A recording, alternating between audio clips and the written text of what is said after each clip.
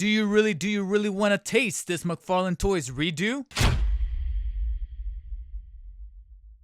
I know, not necessarily Batman related, but it is in fact part of the DC multiverse, and he's mentioned Batman a handful of times. He can only wish that he could encounter Batman, or at least have Batman's rogue gallery, as is mentioned in the first season of the Peacemaker series, brought to us by the DCU, DC Studios, whatever it is that you want to call it.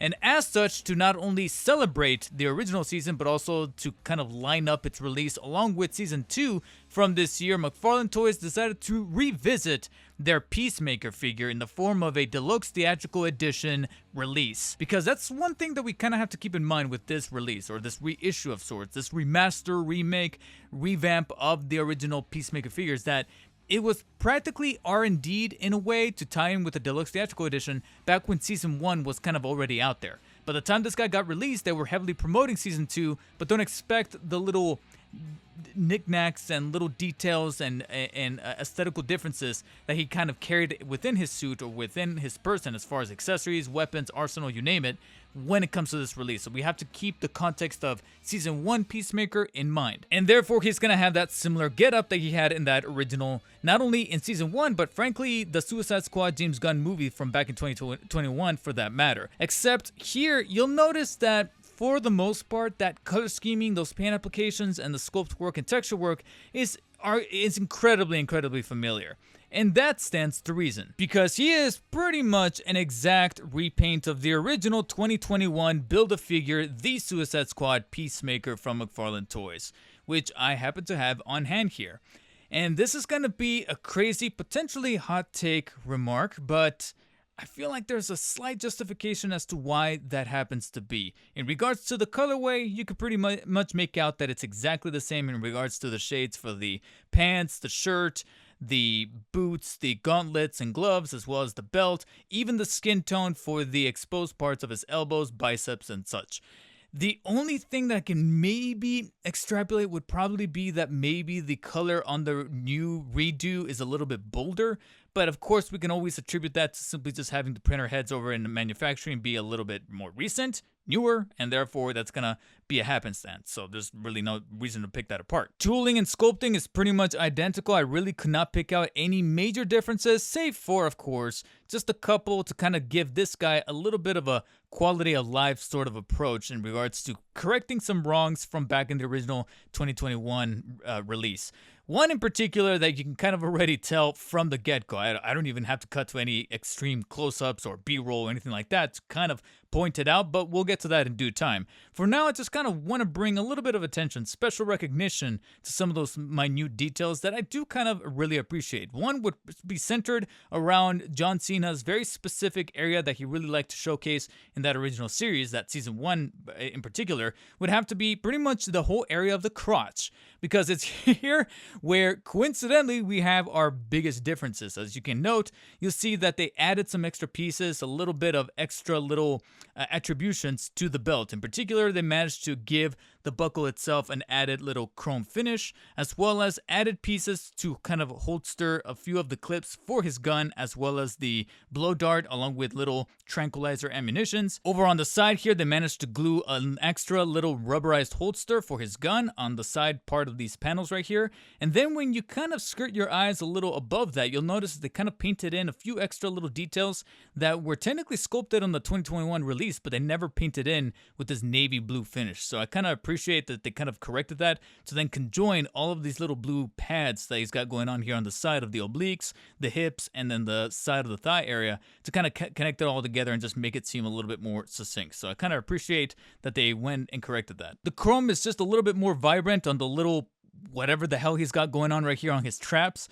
But apart from that, the sculpting for the wrinkles of the shirt, the biceps, everything in terms of physicality is pretty much identical, and therefore the body and the way that it moves, poses, and kind of twists about in regards to the articulation is pretty much neck and neck. However, I do kind of want to point out a couple of highlights in regards to the articulation that, again, kind of harken back a little bit to that antiquated form of tooling that we had from 2021. So you're going to expect ball joints for the wrists, the ankles, etc. The traditional knee and elbow joints that kind of cut across the molding of the plastic a little bit too finely to where it looks a little ugly in regards to the skin tone elbows because of the exposed body there. So you're naturally going to have this kind of ugly approach or ugly look to the elbows that is just going to be at this point rather unavoidable.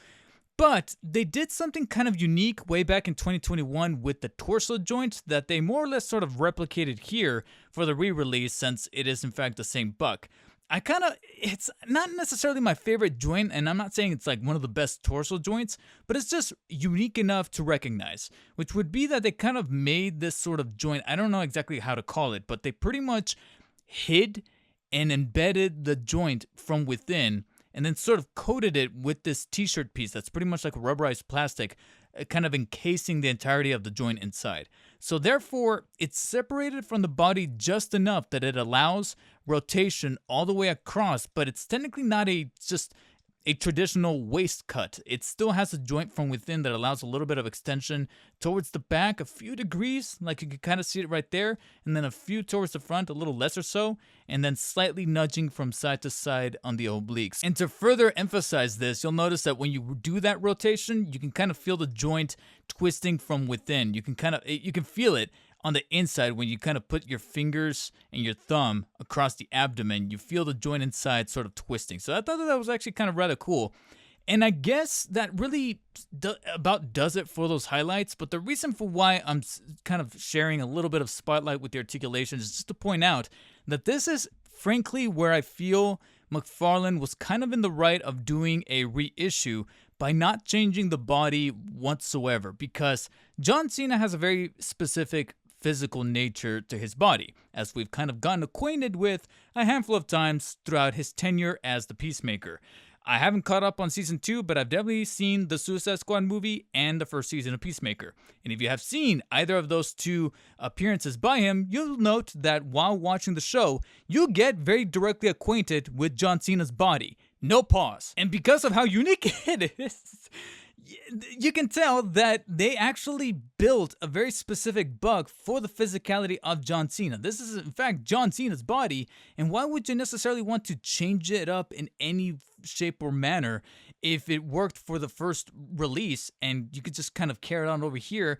Again, like I mentioned before, add little details to like the belt and the holster, etc., without really compromising the overall imagery. And frankly, I think that this is one of the few occasions where a repaint is sort of justified. But what cannot be excused is that head sculpt, arguably the most revamped and overhauled portion of this entire Peacemaker figure from the series, and probably the biggest justification to pick him up after having already owned the 2021 Suicide Squad version, because I mean, the results sort of speak for themselves. Just look at those head sculpts, they're practically night and day. Not only do you have a much finer, shinier chrome finish to that helmet, but you, of course, have the much more indicative, much accurate look to the John Cena portrayal on the face in terms of the mouth plate, that much more embroadened, very much wider smile, or rather mouth sort of approach and sculpting, along with a little bit of that dimple on this butt chin, but along with that, just the eyes that managed to still evoke the likeness of John Cena, even through a helmet. By him simply just wearing this helmet, you can easily tell that that's John Cena right underneath, as opposed to whoever the hell this is.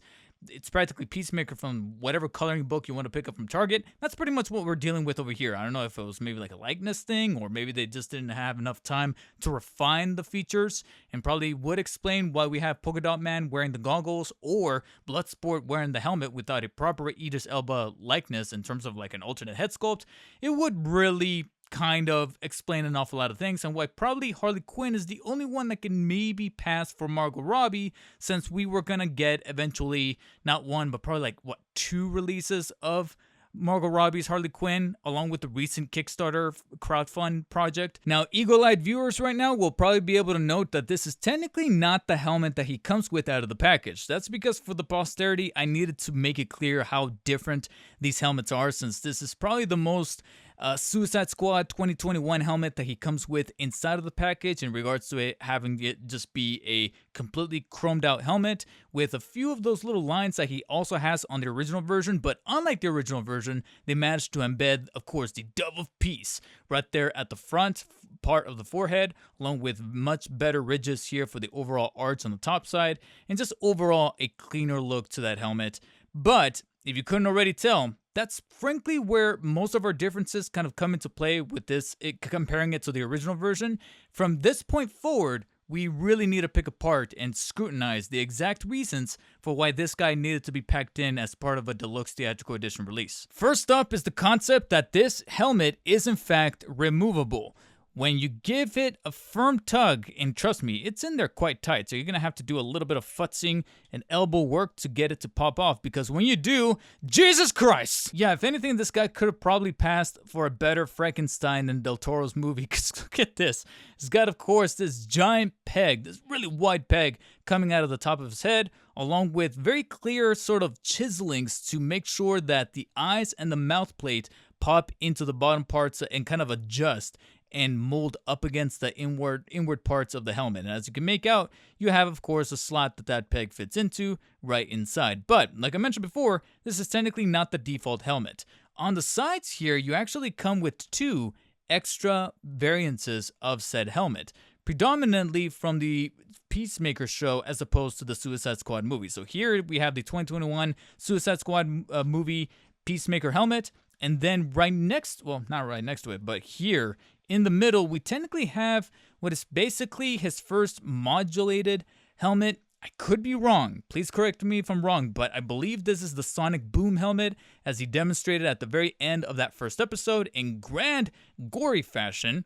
And it's more or less identical to that of the original helmet, except it's got, of course, a much more sort of gold aesthetic little accent on the dove of peace sculpted there in the forehead, along with this kind of teal sort of stripage happening alongside the back that kind of then curves on over towards the front and meets in the middle. And replacing the helmet is a little bit of a task. I've found myself a couple of times having a few issues popping it in place, at least when the head is pressed on the actual peg itself, which, as I mentioned before, the head articulation is actually not much different than that of the original release, so you're not really facing too much there, but it does have some really strange sort of motions when it comes to shifting it up and down and tilting it up and down and even side to side. But there's a secondary reason as to why that's present. For now, just know that if you do want an extra bit of a hack, I find it a little easier to replace the helmets by simply just removing the head in its entirety. When you do so, I have a bit of an easier time of fitting that peg into the slot from underneath the helmet a little bit easier, and then just replacing the head back on the peg onto the body itself. So that's just a little bit, it's an extra step, but it's a smoother step, if that makes any sense. And as demonstrated there, you can see that that's the Peacemaker series helmet right there. And if I recall correctly, that might be the Sonic Boom helmet. And then right over here, we have another helmet from what I believe is meant to kind of imbue Christopher Smith with X-ray powers, if, again, this guy can come off, because once it's secured in there, it's a little tight, so it takes a little bit of futzing to get the head removed. And the best way to describe this helmet is that it's pretty much, it's closer in looks to the new Peacemaker one with those teal and gold parts, but this time they have like the middle arch cut out to make it look like it's got wings on the side, and then we have some additional little teal stripes painted on the bottom side here. And like I mentioned before, I believe this is the X-ray helmet, but I could be wrong. But this is the one that's designed to kind of progress the plot forward, if you know from season 1 of Peacemaker.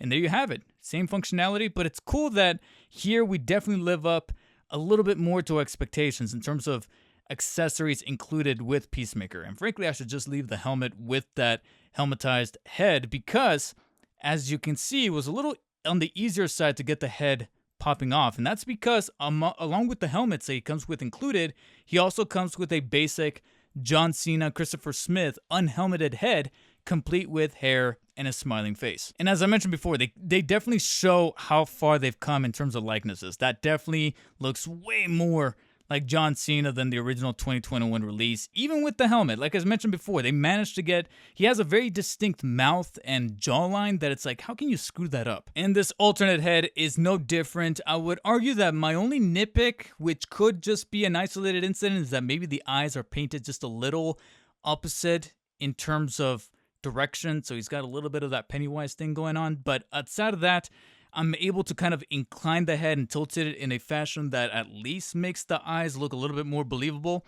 And that's not all. They managed to still toss in a few added goodies. Now, because now we are able to finally stamp on that 17 plus rating on action figures, because that's a thing that we can do nowadays, they managed to finally include his beloved pistol, complete with Dove of Peace sculpted on the handle there, which is kind of embroidered in this sort of ivory style of paint applications, and the overall piece and the cock here in the front is chromed out, and it's elongated like he always tends to have it be.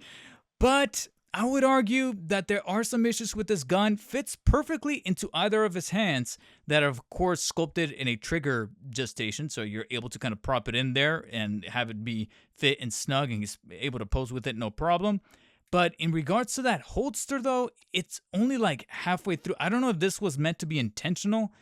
I don't know. Somebody needs to let me know in the comments if there had any kind of better efforts in trying to make sure that the gun goes all the way inside of the holster, because for me, just stops dead right about right there. But most of the time, it's not really going to be holstered. It's going to be in his hand. And since we're futzing around with the hands, you'll notice that the left one is a little bit more open. It technically still has a trigger hand in case you want to swap them out.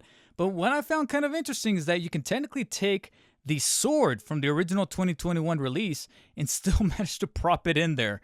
And since it's a little bit more of an open hand, it can actually fit in there quite snug and have it be kind of held in place, no problem. So now, this time, Peacemaker is in fact souped up and ready for action. And it was at this point while messing with the figure that I noticed two things. One, I am missing the axe from the Platinum Edition, because I know that there was a variant out there of the original 2021 Suicide Squad Peacemaker that came with the axe, so I'm only missing that extra accessory.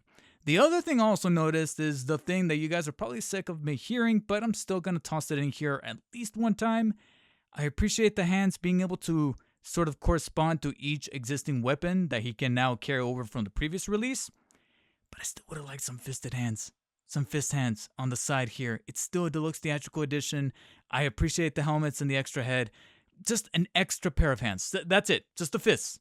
Nothing crazy, nothing fancy, no specific sculpting. Literally just give us the fists from the, that you can easily replicate. But to be completely fair, there is an extra reason as to why we don't have those fists. Is because Peacemaker here, from what we can tell in the series, is not alone. He comes with his buddy going into battle, and that is, of course, Eagly! He's got the Eagly minifigurine. I will try my best to ignore the fact that he's simply just an eagle sort of figurine, pre-post statue, as it were. Very reminiscent of the Crypto figurine or the, the baby kaiju that came in with Lex Luthor from the Deluxe Theatrical series wave from the Superman movie. And here, I'll go on record to say that it's cool that we can have this bonus Eagly figurine packed in, and he definitely kind of completes the overall imagery, especially when you have this guy decked out in your shelf. But when you kind of look at Eagly in isolation, it's pretty well painted and sculpted, and has some nice little texture work in regards to like the feathers, the beak, and the hands there. But a couple of things. One, he doesn't necessarily look very distinctful towards Eagly. I know that sounds like a uber nitpick, and I am completely self-aware that it's a major nitpick. I'm probably not even going to think about it past this video. But I noticed that when they designed Eagly in the show, he's got like a slightly bigger than average head for a bald eagle, but they did that on purpose to give him those emotions, to make him look a bit more anthropomorphic so that we can kind of sympathize with the character and go, oh, whenever he does something. This just feels like a generic eagle figurine. It doesn't feel like Eagly, it just feels like an eagle. And if I'm not mistaken, this is not the first time we've seen this eagle figurine from McFarlane. I want to say the only other time that I can remember, you guys might be able to pick them apart from a different figure, whether it's like a collector's edition or a bundle or a series or a Build-A-Figure, etc. But from what I remember, this is the eagle that was included inside of that Superman figure that was like a Comic-Con exclusive from last year that came bundled with like a all bronze Superman figure, Funeral for a Friend, I think it was called. I want to say they simply just fully painted and revitalized that eagle figurine and just kind of bundled in here and passed it off as Eagly. I think that's frankly what happened, but at the same time, it is nonetheless an Eagly to compensate for, like I said, the missing hands, and to just kind of give a little bit more value packed into this package that, frankly, I actually kind of dig, minus those slight little misgivings with the extra fists and the fact that we are reutilizing a body It's a body that has justification for existing, has a specific sort of physicality that matches that of John Cena, but this time they corrected the biggest mistake, which has to be that likeness to John Cena, gave us an added alternate head, plenty of helmets, cool little weapon with the gun, even though it doesn't really fit well into the holster, but he really looks ready for action, pretty badass, holding it in hand, and mixing and matching the helmets is a delight. I would argue that this is probably giving me just an inkling of hope, a really concrete bounce back from the diminishing returns that the Batman Returns Deluxe Theatrical wave was bolstering. And therefore, this guy gets a low, albeit a very low, 8 out of 10. And even if you ended up feeling kind of mixed about where Season 2 ended up being, as from what I've heard, again, I haven't watched it, but the reception to Season 2's finale was not greatly met. But if you manage to have a very strong affinity for the character and still look forward to where his future in the DCU is going to end up being, and you're still managing to at least keep on the ground level with McFarlane Toys and what they're kind of bringing to the table, this is frankly not a bad pickup for $35. This is probably the few times that you're going to hear me utter that sentence, because there's at least enough replayability value here that I'm pretty happy with this release. And this is frankly the staple, the very minimum staple of what I would like to see come out of Deluxe Theatrical Edition from McFarlane Toys while they have the DC license. So do you guys think that they could do more with the label of Deluxe Theatrical Edition, or do you think that at this point it's simply just a luxury brand under the DC Multiverse banner, and maybe they should at least sort of kind of combine it with collector's edition back like they used to do, or at least come up with a different approach to it? What do you guys have in terms of your opinions to their strategies going into 2026? What are some other characters, whether it be from current HBO Max DC collaborations, or hell, kind of harkening it back to like the CW days of the Arrowverse? What's some things that you would like to see McFarlane sort of tackle? Some of which may or may not have already been covered in some DC leaks that have made the rounds on social media recently. Whatever you guys have to say down below, let me know, and make sure to hit the thumbs up button if you enjoyed this review, thumbs down if you did not. And as always, take care, stay humble, and peace out, motherfuckers.